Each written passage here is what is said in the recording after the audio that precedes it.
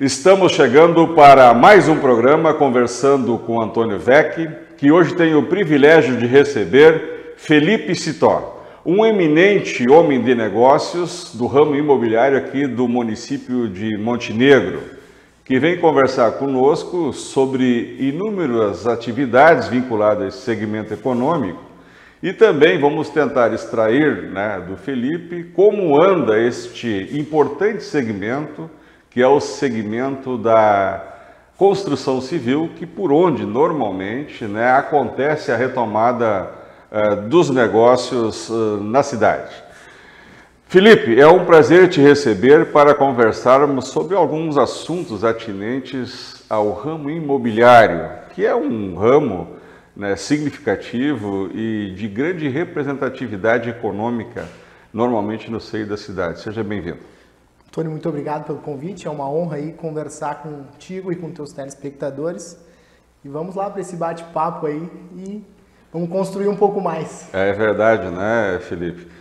Felipe, toda aquela cadeia de geração de riqueza, que tem o serviço como seu carro-chefe e as atividades de negócio imobiliários têm, porque tem o contato pessoal, ou seja, quase todos os negócios de relevo, eles começam com o contato pessoal, foram impactados assim, significativamente pela pandemia, que começa ali em 2020 e infelizmente se estende até 2021 e agora parece que vem dando sinais de que vai nos deixar brevemente.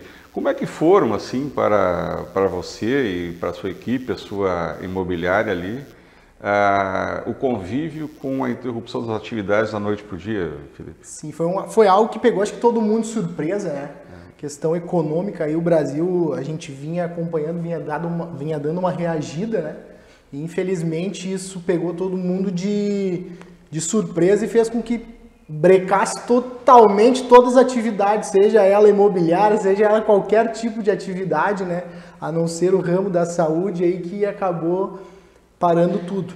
Mas nós temos notado aí nos últimos dias, com o passar aí, com as diminuições, vem tendo uma melhora significativa. Assim, a gente vem vendo que o mercado está se reaquecendo novamente, as pessoas estão começando a reagir novamente e querer investir, comprar sua casa própria, Então, no começo foi bem complicado, assim, porque a gente não sabia como lidar, Porque pegou todo mundo daquela forma, assim, de tu ir agora, qual é o próximo passo? Quantos dias, Porque no começo da pandemia, acho que todos pensaram, não, isso vai ser 14 dias, como se falava, vai ser algo rápido, algo momentâneo, e acho que nunca na história nós vivemos um período tão complicado economicamente, E isso fez com que muitos de nós tivessem que se reinventar, na questão de vendas, na questão de como atender o cliente, porque ainda a gente vê e nota que muitas pessoas não voltaram dentro das imobiliárias, não voltaram para o contato físico, Então isso a gente teve que se reinventar digitalmente, virtualmente, fazer com que a gente teve que acelerar um processo de futuro, De tornar isso mais breve. Eu sempre digo, Felipe, que quase todos os negócios eles vinham se estruturando e caminhando no sentido de se deixar tocar pela tecnologia, Ou seja, todos tinham no seu médio e longo prazo alguma iniciativa engavetada ali para, assim que fosse possível, empregá-la no seu negócio, E com vocês, como é que foi, digamos assim, ter que precipitar esse estágio que ele é lento, que é de ir degustando, que é de ir ganhando confiança e de uma hora para outra, ou seja, a tecnologia passa a ser uma constante no dia a dia, Como é que foi para vocês, assim? Eu comento muito isso, que no começo é tudo muito novo. E o nosso produto é um produto que a pessoa precisa visualizar, Tu vai comprar um terreno, tu vai comprar uma casa, um apartamento, tu precisa visualizar o negócio, tu precisa visitar o negócio, e isso se tornou meio complicado, porque tudo fechado, o pessoal, e a gente notava que muitas pessoas ainda tinham interesse, Logo que foi passando um pouco das restrições, foi voltando, mas muitas pessoas ainda tinham interesse, tinham a vontade. Mas como tu lidar com tudo isso, Eu sempre falo para a nossa equipe lá, nós A gente que é mais novo tem uma certa facilidade de lidar com as tecnologias, né? De gravar um vídeo nos stories ali, Instagram, essas coisas. A gente ainda tem, né, aquela dificuldade, mas teve pessoas que ainda não conseguiram se adaptar a isso, né? O mercado hoje pede isso, né? Uma rede social, um Instagram, um site bem montado, porque hoje se tornou não mais uma necessidade, né? Não mais algo comum, tem que ser necessário, porque as pessoas... eu mesmo, na semana retrasada, tive um processo de venda com um pessoal de Portão, que eles visualizaram tudo pela internet. Eu fui lá, fiz vídeo do local onde eles estavam adquirindo o terreno, fui mostrando fotos, eles só vieram para assinar o contrato, né? E a questão de confiança, tu conseguir adquirir a confiança, porque infelizmente muitas pessoas usaram disso para fazer tramóias, fazer rolos, né? E vender coisas que não existem. Quantas coisas erradas nós vimos nesse período na internet, né? De não entregar um produto. E para mim foi muito gratificante pelo fato de a pessoa de conquistar a confiança do cliente, né? A palavra é confiança, né, Felipe? Eu me lembro assim, eu tenho alguma familiaridade com a tecnologia, mas também sou um pouco arredio de fazer certos negócios, sobretudo de vulto. E eu me recordo, cara telespectador, que em 2008 para 2009 eu fiz uma aquisição de um automóvel em São Paulo pela internet. E um automóvel numa rede de concessionárias chamada Agulhas Negras, né? Mas antes de fazer essa aquisição, né, primeiro eu fiz isso que o Felipe chama atenção, né? Olhar quem é a empresa, ter lá o histórico dela, né, bem claro, deixar bem documentado o processo de negociação com aquelas peculiaridades, com aquilo que você considera relevante na venda, né, ou na compra, e por isso é que está fazendo, né? E eu procurei uma rede de concessionárias que ela era grande, né? Ela tinha um certo porte, e com ela eu, digamos assim, eu realizei e tabulei todo o processo de compra daquele carro, né? Que era um carro usado, né? Então eu descrevi lá que não podia ter essa característica, aquela, e que se ele chegasse sem aqueles predicados, vamos chamar assim, que me foram vendidos, eu devolveria o carro. E até porque a venda pela internet, né, nós sabemos, temos os 7 dias aquele para devolver ou não confirmar a compra, né? E para minha surpresa, isso eu acabei fazendo umas 4, 5 vezes, e todas elas perfeitamente realizadas com sucesso. Isso tudo para dizer, né, que esta é a tônica, essa vai ser daqui para frente, né, a nossa caminhada. Mas eu aproveito para te perguntar, Felipe, que no contexto, né, que ali tão logo a pandemia veio, que brecou os negócios, e na retomada tivemos isso, como você fala, né, aquela dificuldade ainda de conviver, de aceitar ir, e por outro lado também, onde tinha 3, 4 pessoas, já uns dizendo que tinha agrupamento, fazendo denúncias, quer dizer, sim, havia todo um contexto ali que conspirava, né, contra a retomada dos negócios. Mas uma questão, ela parece que se colocou como irreversível, que é esta das pessoas irem trabalhar em casa, né, chamado aí do home office, né? E aí eu lhe pergunto, Felipe, assim, ó, né, dentro das vendas, né, que vem acontecendo, porque até então nós tínhamos mais ou menos um perfil e era idealizado o imóvel com algumas características. Após pandemia, em face dessa questão de ter ou poder trabalhar em casa, houve algum reflexo na procura? Sim, o pessoal hoje, muitas empresas, o pessoal está trabalhando de casa, então, cara, a partir do momento que a pessoa identifica isso, a partir do momento ela já faz a solicitação de um cômodo para escritório, para tornar aquilo um ambiente de trabalho. Então, de certo modo, a gente está tentando adequar isso até mesmo com as novas construtoras, né? Porque daqui a pouco uma casa de 2 quartos já não é mais possível, porque o cara quer um 3º quarto para tornar um escritório, para tornar um ambiente de trabalho. Então, isso tem sido uma das nossas conversas com as construtoras que procuram a imobiliária, de colocar isso também, né? Porque demanda isso, hoje a procura é grande. Vai ser um diferencial, né? Vai ser um diferencial. Assim como eu me lembro, em alguns lugares, assim, eles constroem sem a churrasqueira, né? Não ter churrasqueira para nós gaúchos no imóvel Fica complicado, né? É quase que pedir para não vender.